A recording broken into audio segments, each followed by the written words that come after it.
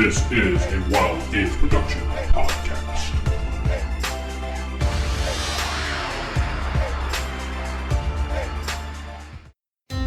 You remember. Roll your stealth roll? Game books, pencils, pizza, cheese puffs, and a hell of a lot of dice. And the Dragon Ball Cup. Roll for Initiative.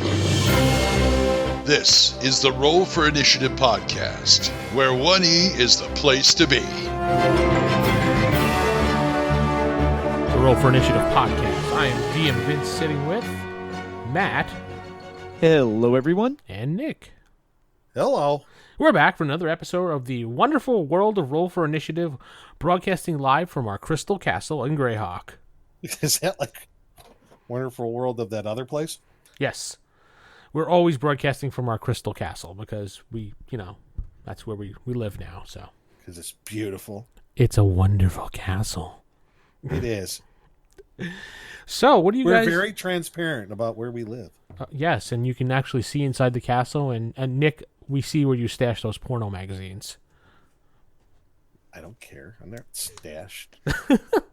Anyway, I got the internet. What do we need those for? I forgot to tell you we disconnected it. We couldn't afford it. Yeah, No! budget cuts. Yeah. No! Matt forgot to pay the bill, and then I forgot to pay Matt, so, Yeah, there's it no internet. happens. Yeah. All right. Fine. Anyway, so what have you guys been doing? Any gaming things lately? Nick, you been doing anything? Yes. Yes, Oh. I have. Ooh, do tell. Had the first Call of Cthulhu game, Mask on Narlothotep, Cool. having episode 1 in New York City using that prop kit I told you all about Mm-hmm. from the H.P. Lovecraft Historical Society. Yes. And boy, were their socks knocked off. They're blown away. In fact, Wow. the one clue that they found where they had to find a medical report, a psychological medical report that was sealed by the Medical Board of New York. They were clever enough to, get it by. They stole it, but but they were clever about it. Nobody was killed. But the thing is, it was in a folder, and it was actually sealed with like a sticker, sealed by the court and the state of New York and everything. It looked authentic as all get out. Cool. When I handed that to them, they're like, "Whoa!" and then they start pouring through like 20 pages of typed up stuff. And about halfway through, someone goes, "I didn't know there'd be so much reading." I'm like, this is how investigations are run. There's a lot of boring stuff in between, and you have to find out the nuggets of information that are pertinent to your investigation. And they're like, "Oh." So they're like, would you read this and just summarize for the rest of us? So they went to the players, and they're like, okay. But yeah, it was priceless. They're reading this, and someone as they're going along, it's like seeing this guy's descent into madness over the months. Some of the other stuff was great too. Just some of the other props that they, I got to use the clues, like the actual. There's an actual matchbox, a wooden, a matchbox for what was it, the winking tiger, or the someplace in Shanghai they may go to. Oh, okay. If Cool. it leads them that far, and it actually has matches and everything in it. Oh, all right. And they were like, "This is way too cool."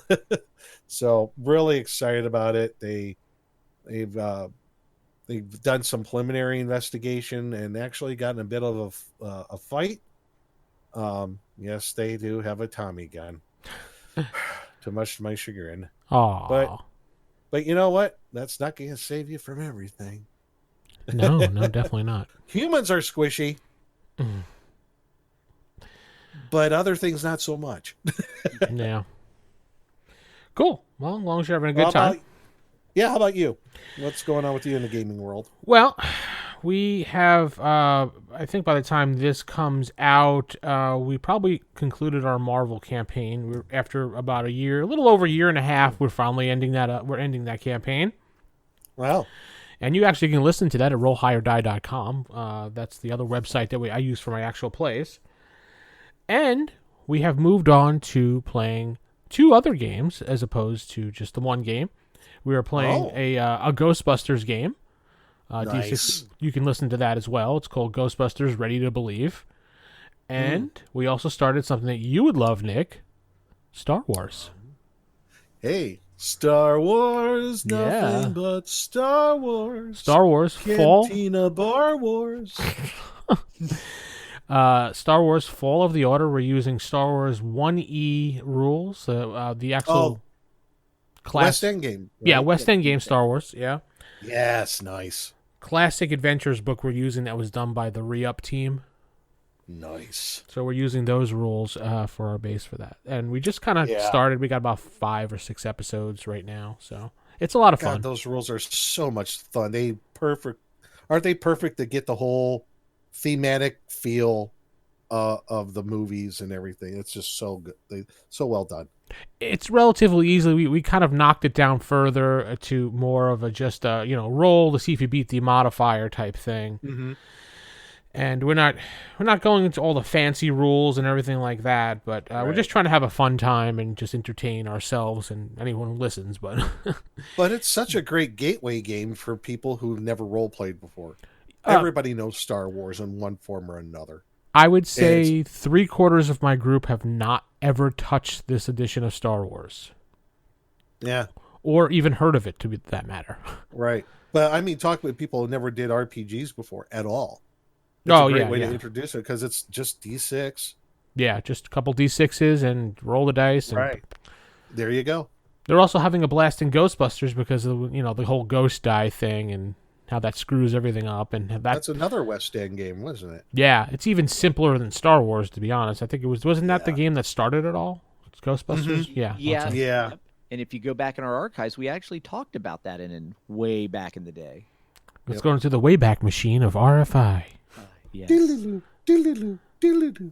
Welcome to issue. Insert issue here, Matt. Yes. Anyway. So what about you, Matt? What's your gaming situation? Oh, well, right now we've been trying out the new Fantasy Flight edition of Legends of the Five Rings. Oh, yeah, it's in beta, isn't it? No, actually, it's out. Oh, it's out release now. Yeah, and we've been trying that. It uses goofy dice like anything Fantasy Flight. Yay, not. But I was able to make sense of it pretty quick because I just equated it to the X-Wing game because the dice results are kind of similar. And that it has like the 4 different symbols. Yeah. So. Mm-hmm. Oh, so it's like the Edge of the Empire game then, or whatever. Right. Oh, exactly. Okay. Right. So there's lots of if you roll this one result, you get to roll. The dice explode, so you get to roll that same color dice again, and so it can lead to some interesting things when all of a sudden you're rolling like 3 dice, but all of a sudden you've got 10 successes because you kept rolling explosions. Yeah. The setting itself right now, all the characters are like basically underlings of different clan lords, and there's some giant mystery from like the shadow realms of the south that is causing some issues in some cities, and we think there's like a foreign influence involved as well because we're starting to find gunpowder and firearms that don't actually exist typically in the land. So we're doing that investigation and going around. Me and one of the other characters, we decided to play brothers, but mine has like facial scars, so therefore we've all of a sudden became Zomad and Oh Tamot. my god, I was just about to... Oh, dear God. You went G.I. Joe with that, didn't you? Yes, we did. We totally went G.I. Joe, and we're constantly trying to one-up each other and all that fun stuff. Are you finishing sentences and things like that? No? We're not quite doing that. It's more of I'm trying to basically I'm the little brother slightly, so therefore I'm trying to upstage everything he does. Huh. And it's like anything he does, I have to do better, Right. even if I can't do it. So, and we just constantly bicker with each other. Cool. But yep, it's good times. It's an interesting system if you want to try something a little different than your typical fantasy fare. So I'd be willing to give it a try. I've known of Legend of Fire Rings. I've never played it. Oh, Like I get the. I've always thought the premise. Okay, it's like Crouching Tiger, Hidden Dragon, right? Yeah, you have like your Very 8 political. different clans that are Or the movie Hero, which I thought was really cool. I always equate it to basically Vampire the Masquerade for the Orient. Oh, yeah, there's pretty lots much of it. politics of the different clans, and so yeah, it has a lot of that going on with the subterfuge okay. and everything. It's like a I lot got of you. inter-clan conflict, and it just so happens the story we're going through involves the clans actually working together-ish at the moment. So Isn't there a crab clan or something? like Yes. that? there is. I have the AEG version of it. I hear they're very upset all the time. Ah. I've only ever played the first edition, the second, and then I think fourth. I've never actually. Wait, no. The first edition was Wizards of the Coast, right? Yeah. I think Wizards of the Coast had the first one, and then after that, it went to AEG because I played the AEG. I never played the D20 version of it. Yeah. I Yeah, have it's the like I have the special. Yeah, go ahead. 4th edition of the AEG is what I have. That's what I have as And- well. Yeah. Yeah. They were actually really cool about their books. For a while, the 4th edition books were falling apart. And if you sent them information and pictures and showed them, they actually just sent you another book. And they were like, yeah, just keep the book that's falling apart. We don't want it. Yeah. Awesome. It happened to me twice. I bought 2 books from them, and they both fell apart. I'm like, dude, this is the second time I bought a book from you, and it fell apart. The guy's like, oh, well, let me see. And like I did a video and showed them and everything, and they sent me like 2 books. The book that I had bought, and they sent me the hardback cover special edition Spider Clan version of the book. Oh, nice. Yeah, I was like, holy crap. And all this crap stuff from Gen Con and everything. I was like, wow. And they're like, yeah, we take our customers, we take care of them. We love them. So, we're sorry about the books falling apart.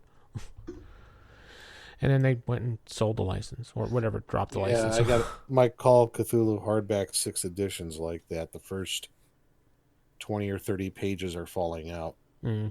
because of the gluing. Yeah. I'm like, how do I fix that? You know? It's like the orange spine Take all it to over a again. bookbinder. They can. Elmer's glue. Elmer's glue. Okay, I'll try that. I got some Gorilla glue here. Would that work? Yes, absolutely. It would work. Yes. Okay. All right. It's guaranteed not to fall out then.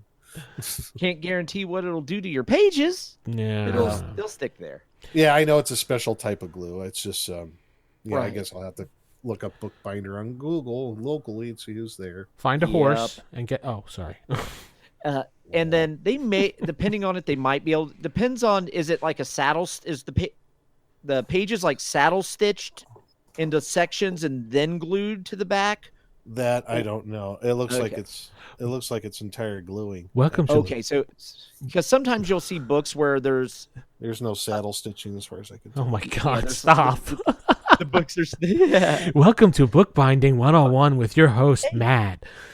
yeah, we can. Well, We've I just have turned a into NPR. Yes. yes. Well, I have a book that has no spine on it. I want to get repaired, but due to the topic of said book, I won't mention it on the show. And I also have to. What, find... yeah, the Necronomicon? Actually, the Necronomicon would probably go over a little better than this book would. Oh my God! Is it a 4th edition book, Matt? You got me. Oh, well, burn But it. yeah, that when it comes to fixing that stuff, it's. Chuck it in the fire. Ladies and I've gentlemen, actually done some research into bookbinding, hence why I know so Okay. much, because I've got an Yeah, artifact. you can tell the bookbinding is just entirely glue on the cardboard. that's great. Yeah. There's no okay. saddle stitching. Super. And it's like the first 50 pages are coming out. Ladies and gentlemen, this will be Matt's last show on Roll for Initiative since he's a 4th edition book holder. Nah, I'm kidding. Now, it's I not bought like- my books it's- 90% off from a game store going out of business. And it's not like my first edition D&G, which is still holding up. Yeah. Still holding up strong. I mean, Well, sadly, the thing about 4th edition was that you didn't need the books because they had everything online with D&D. What was it, Beyond back then or something back Yeah, then? but you had to subscribe to that. Most people did, and they didn't even bother buying books. So that's why all the but books here's just the sat thing: on it's like you shelves. got these, All you right. got these first edition books, which were produced by Random House, and you know how the whole the coup behind that, how Gary got that right. Yes, we went over that a couple We did? actually a decade ago on this show. We did? Yes. Oh my God. Remember, 10 years on the air. Oh my God, I'm old. So yeah, go back to that episode, folks. Yeah, I believe we talked about that way back when Jason was on. That was one of the things he was all excited Yeah. about covering and finding The out whole about. thing is like, it was genius. Like, wait a minute, these people make textbooks for everybody in the United States and Canada. They hold up Yes. forever. Yes. Ta-da! That's why my first edition DMG is barely has a scratch on it. That's The because you've covers never are- cracked it open and never read it because you don't know the rule. No, I'm just kidding. My precious. Anyway, so, okay, before we continue on with the show, we do have one email shout out here I need to get through because I really want to get this out there because it's important.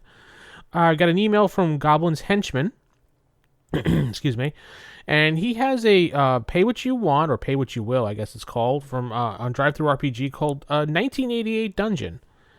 It's a dungeon that he had written when he was, where is it? He made in 1988. It was one of his first dungeons he ever made as a teenager. It's as old school as it gets. So he Okay. made a dungeon that, from back when he was a teen. So just go check it out. It's pay what you want. It's about 20 pages. So, I mean, if you grab it,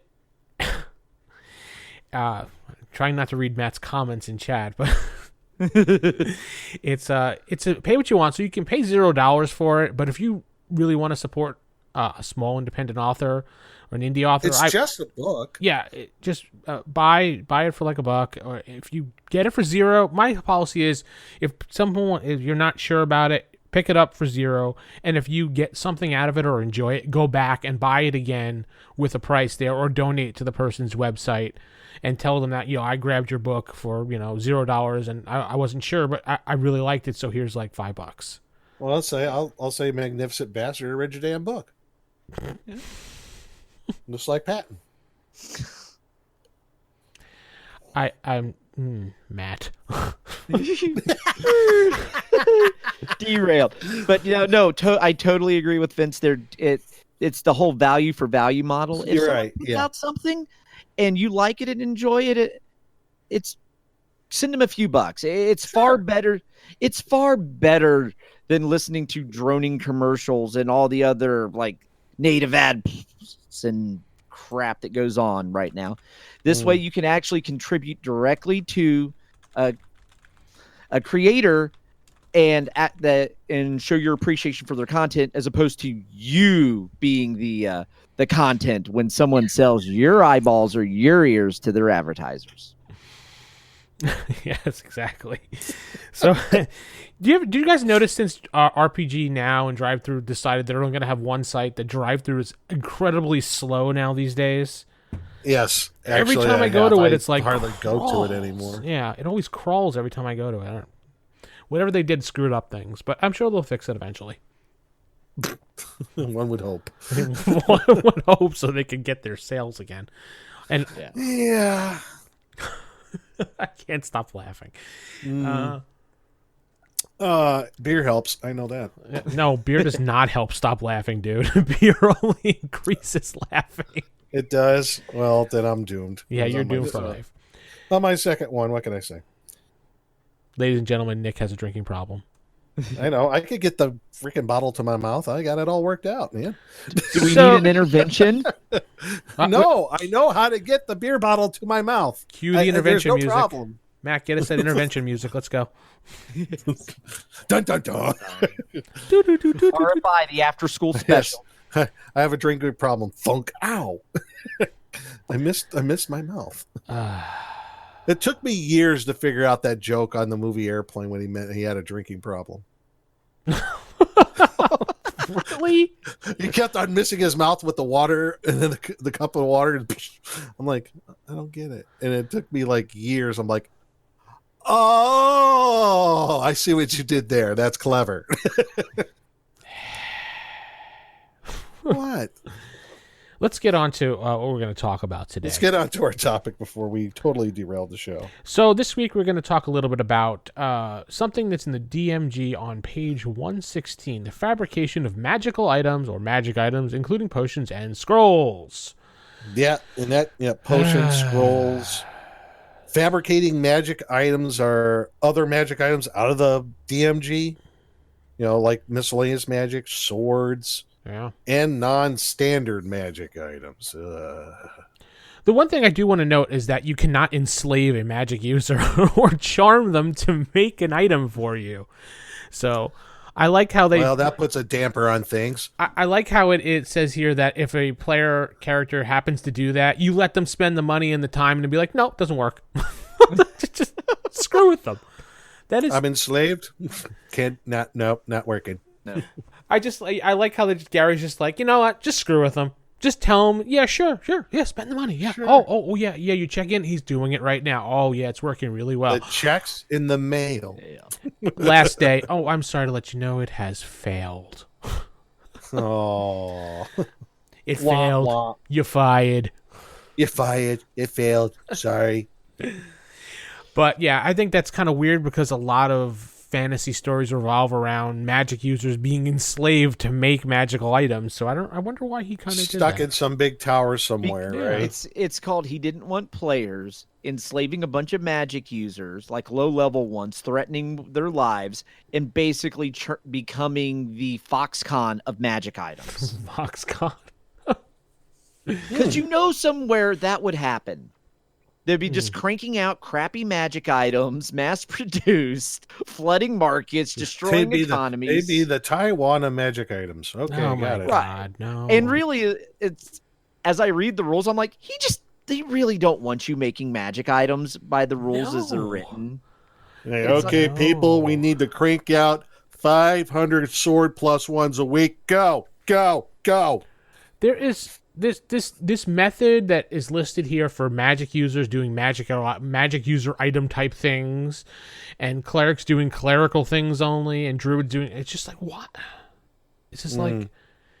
So It's so you don't do it. That's why. I was just going to say, they made it complicated so you wouldn't want to do it. Sort of like the tax code for businesses here in the United Right. States. Or the bard. They're so freaking complicated. it's really Who it's wants not. to open a business? It's not that the rules are complicated, just the process is really annoying and takes a long time. It's just like time.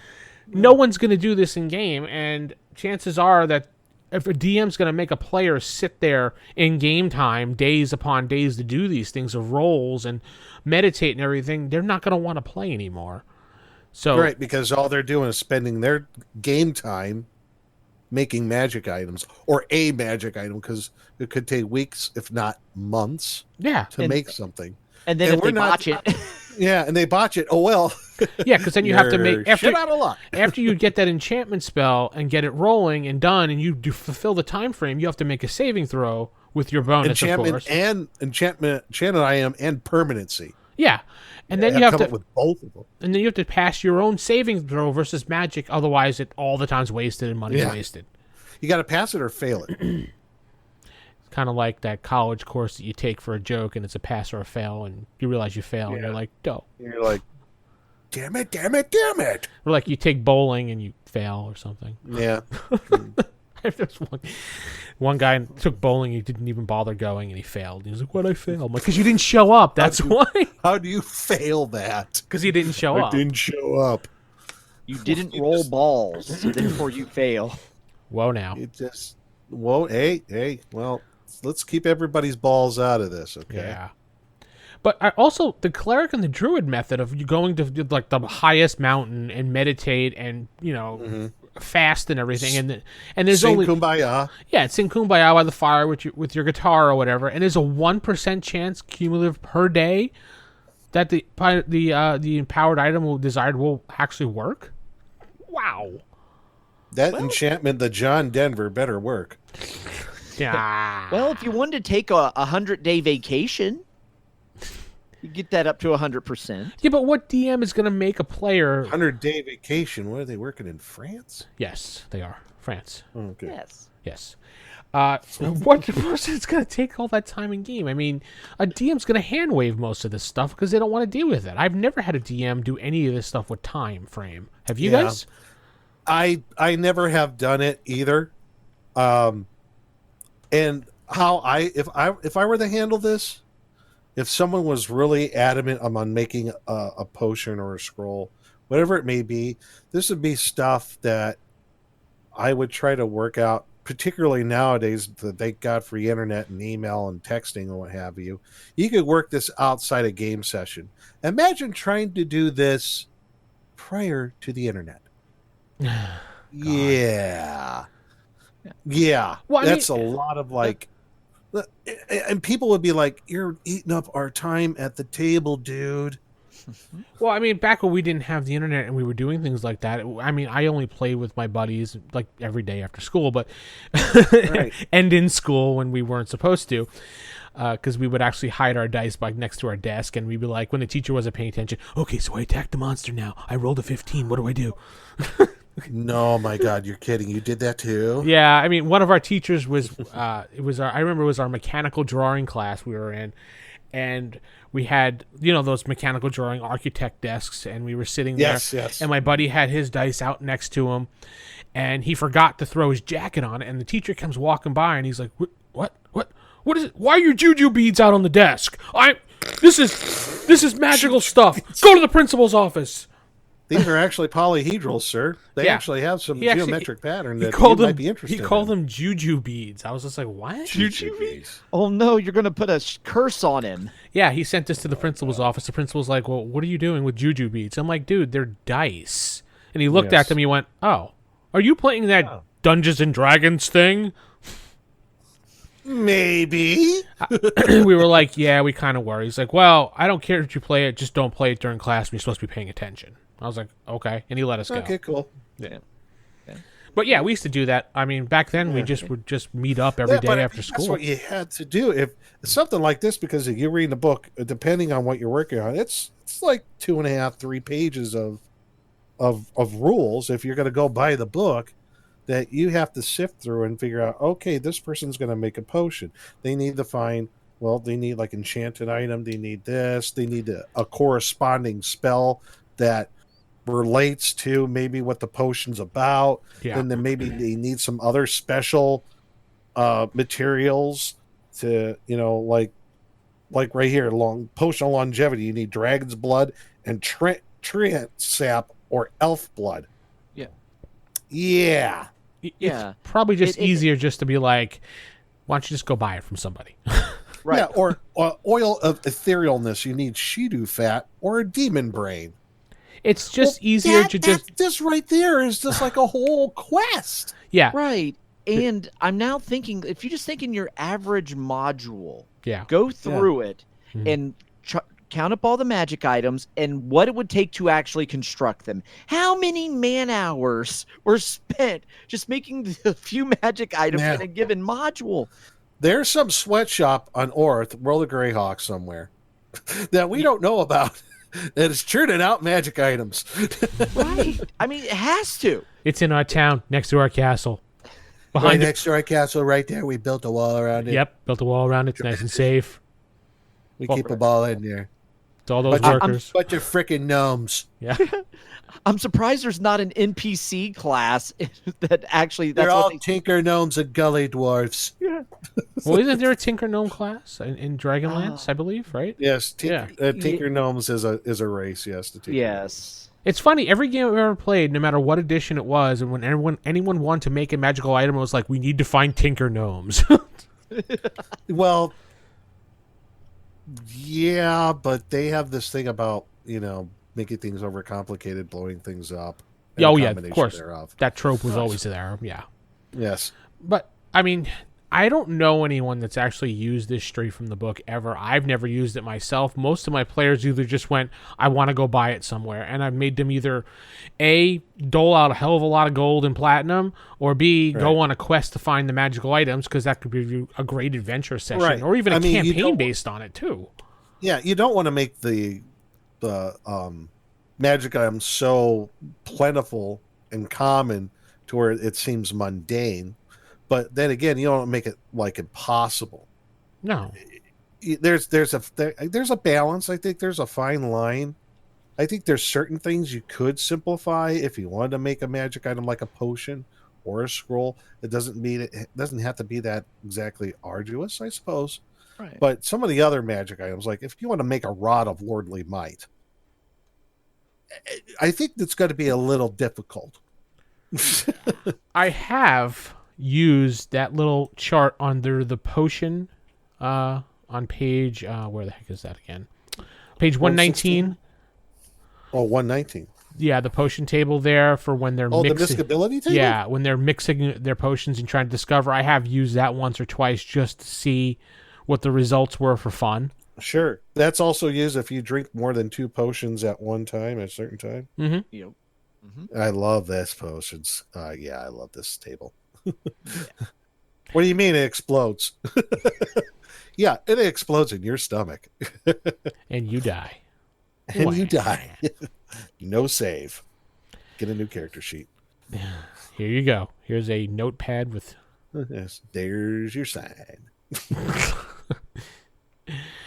But yeah, a lot of these things were really difficult to make, and honestly, yeah, I don't think I've ever used it. I read Pilter of Persuasive Myth. I thought it said herpes tongues. It says Wow. herpes. I'm like, Okay. oh, I better Nick's put my cut off. glass. I think I need to put my glasses on. Okay, harpies. Yes, Nick, go have another beer. Okay, I could work on that. But yeah, you read the suggested spell ingredients for potions. Some of this stuff can be a whole quest on its own. I mean, it's not like you could go find a devil's tongue everywhere that you go. Why, you can't go to the black market and buy it? But a potion of heroism, you need a heart of a lion or a similar giant cat. Okay, it's not terrible to find. You find like a lion or a tiger. That's another thing, like with some of the magical spells that they have, some of the components that they list, I've never played with it, because some of those components that they have listed there are things like this. Certain Right. feathers, I never certain do that eyes. too. Yeah. Yeah, Cool. I hand wave those too, because it's just Yeah. like, is it really fun just keeping an inventory of all the spell ingredients? No. Just when you're in town, you go. Unless just it's a spend little high bit of money, level. you get all your I think it all depends on the population of town. I mean, let's like sticking or World of Greyhawk. If you're in the city of Greyhawk, I mean, population is pretty good. Yeah. It's like, I don't know. I think off the top of my head, it's like 50,000 for that game world. That's a lot of people. Yeah. So, right. chances of you finding, like, going into a herbalist shop or someplace similar to that, herbalist shop, and finding some of these things, it's a higher percentage maybe to find it there than maybe in some little hamlet, I should say, like the Omelet? Hamlet of Hamlet. The omelet of omelet? Oh, sorry. Yes, the Hamlet. Now you got me doing it. Curse you. Damn you, Vince! Yeah. Curse you. You broke me. I did. But yeah, you get what I'm saying is that I think because the chances of our having multiple shops of that type in a larger population, your chances are going to be better. So that would be taken into account. Another thing that we actually discussed before the show that we were talking about, the right spell versus the scroll stuff. Remember we were talking about that before the show? I wanted to bring that up. How that basically, when you're creating a scroll, it's different than using... Because the right spell, most people, and we've just assumed this over the years, when using a right spell, you could just write your scrolls. And most DMs that I played with have just been like, okay, you can write a scroll, it's fine.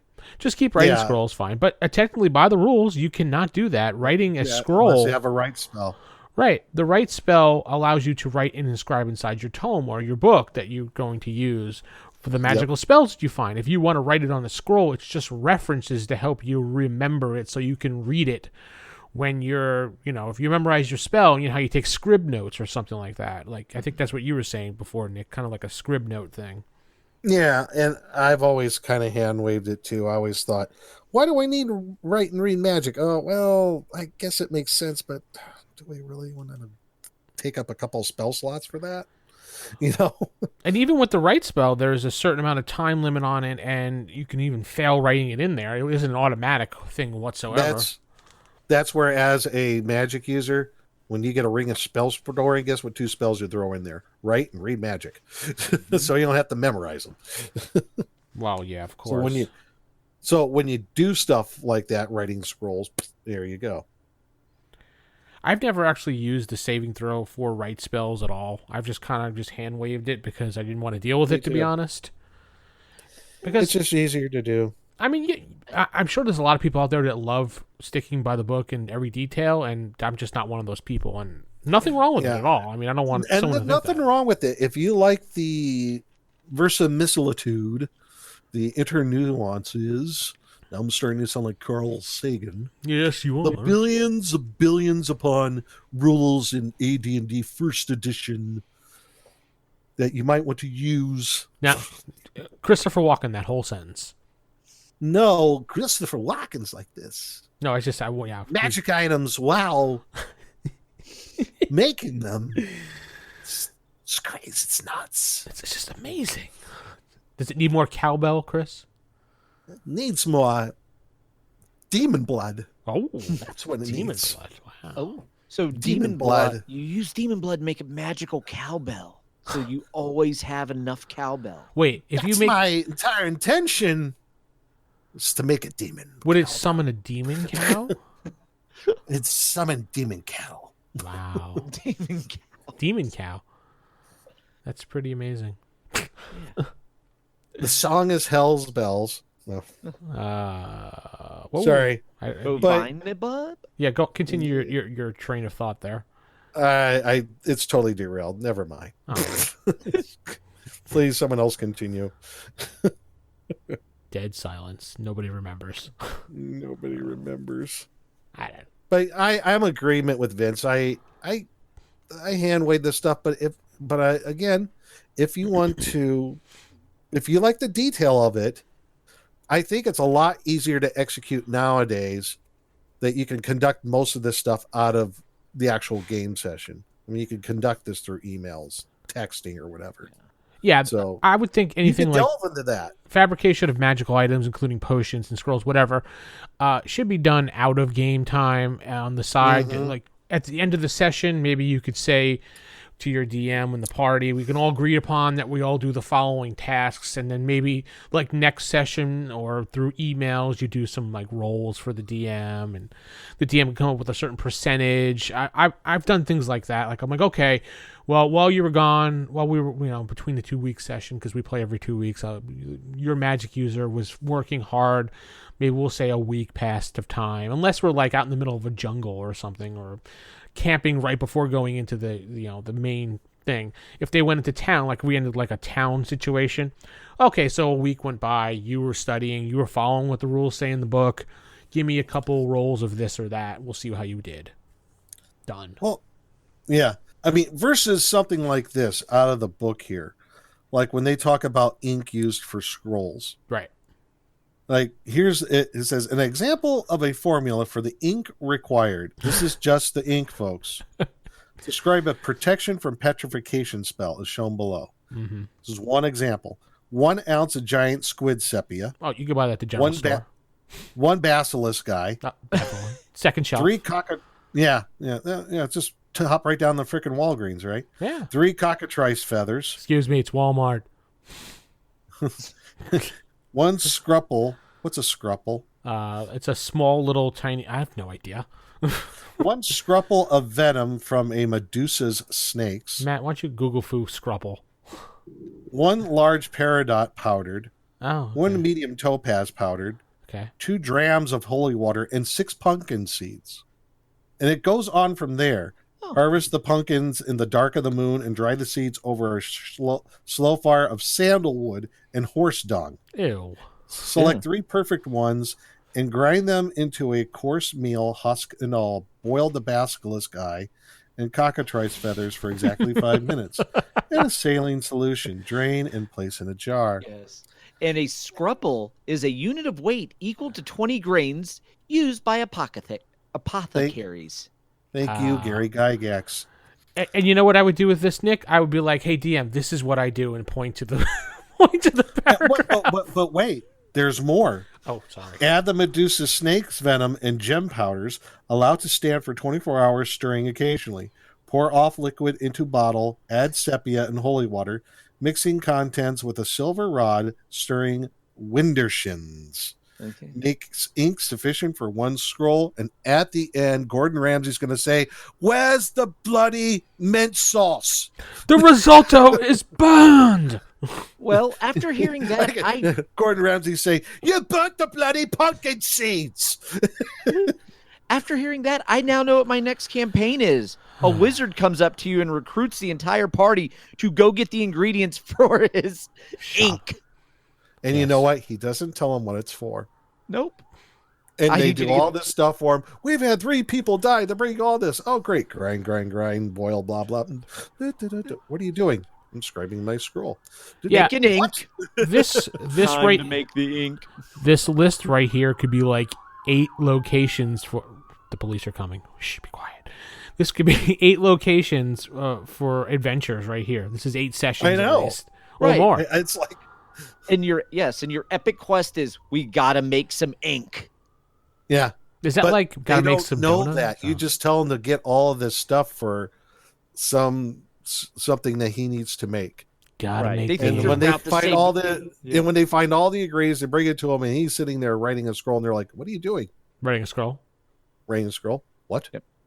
I Oh, thought you were going to make like the holy hand grenade of Antioch."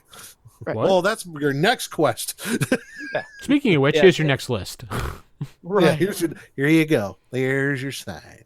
Oh, we just got another order in for another scroll. I need you to go out and do this all over again. Yeah, but this time it's a scroll of human control. So Yeah. I love this, and I'm looking this at because you could take some of these suggested ingredients for potions many different ways, like for growth, Ogre Magi gland. Really? Well, they- And what gland are we talking about? you said human control, and that's a vampire eye or Nixie blood. Yeah. I mean, why is that? I would In probably. case, I would think if they have one, if you're good aligned, other if you're evil aligned. I guess so. I think that's why they have 2 different ones. I mean, I would read that as just like I need one or the other, so I'll go for the easier one, Nixie. Would a good aligned character actually go out and kill a Nixie though? Yeah, I would.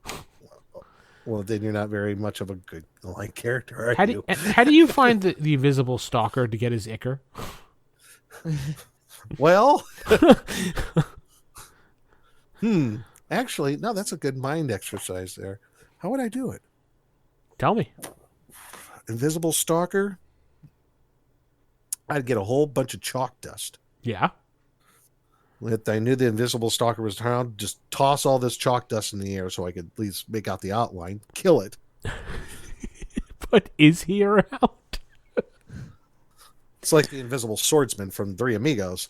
So is this like the magic user casts invisible stalker spell and then says stand still? Nick throws the powder on him, Wait, and then we right slaughter there. him. Stab, stab, stab. You just killed the invisible swordsman. No. Yeah. We have a singing bush. What about the demon brain? You need to go get a demon brain for one of these. Well, it doesn't say any kind of demon brain.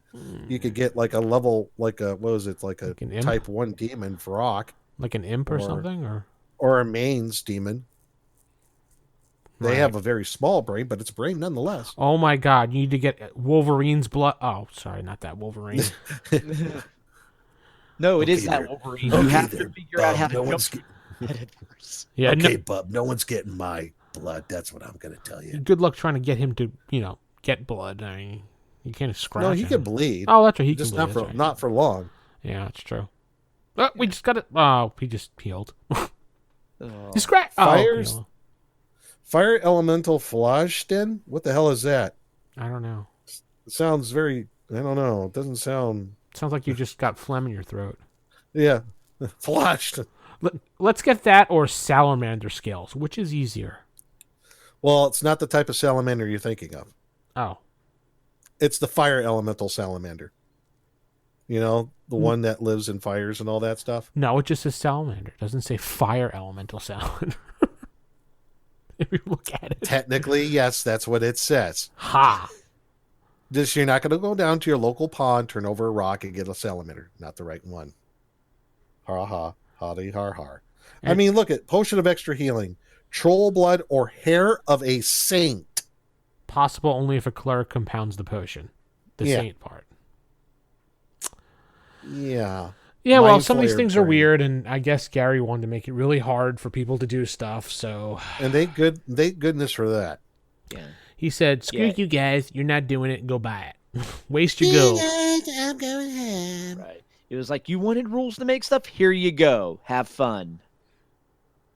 Yeah, and then it goes on to the fabrication of other magic items, meaning like stuff like the miscellaneous magic, list, or swords or armor and what have you. That is a whole other level of like, what the heck? Yeah. Meh. Just buy it. Or find it. That's what quests are for. Right? Am I right? This ties directly to the section dealing with integration of experienced or new players into an existing campaign. Aw.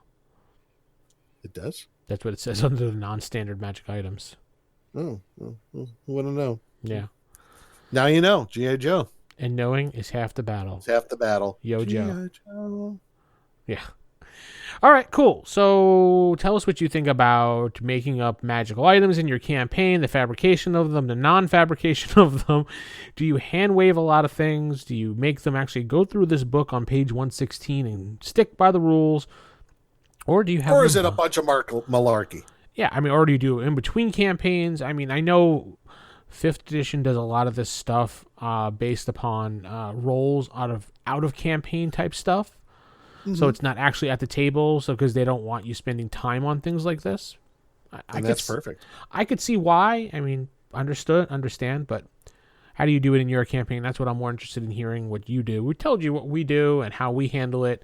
I want to hear how you handle it. So rfistaff@gmail.com is where you can grab that email and send it to us, or you can go to our website, rfipodcast.com, and click on contact us and hit us up on Twitter and things like that, and send some smoke flares over to Nick and whatever.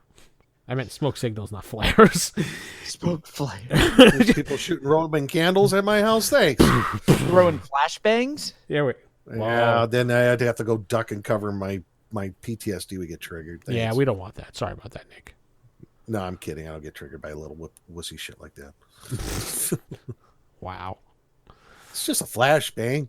We here at Wild Games Productions apologize to all the people that get PTSD by wussy bangs out there, according to Nick. So we do not condone the actions or comments of Nick on our podcast. So I was just kidding. I know. So was I. Nick, you fired. Damn it. Don't forget to head over to DriveThruRPG and take a look at 1988 Dungeon by Goblin's Henchman. Tell us what you think about that. Leave him a review also if you enjoy it and you used it. He appreciates any feedback that you can give him. Just like any independent author out there loves feedback and loves any information you can give to them to help them with whatever they write, whatever they do. I mean, hey, I know the stuff that I do. When people tell me stuff, as long as it's constructive and not, you're a dick, I don't like your stuff. Because we You don't suck. Yeah, you suck. And we don't need comic book guy analysis of it either, so. Worst module ever. I just remember the time that I had a belt that's medium. Since when is any comic book guy a medium-sized belt? My lord. Uh-huh. Anyway, so with that said, keep it original, keep it old school, and good night, everybody. Good Bye, night. buddy.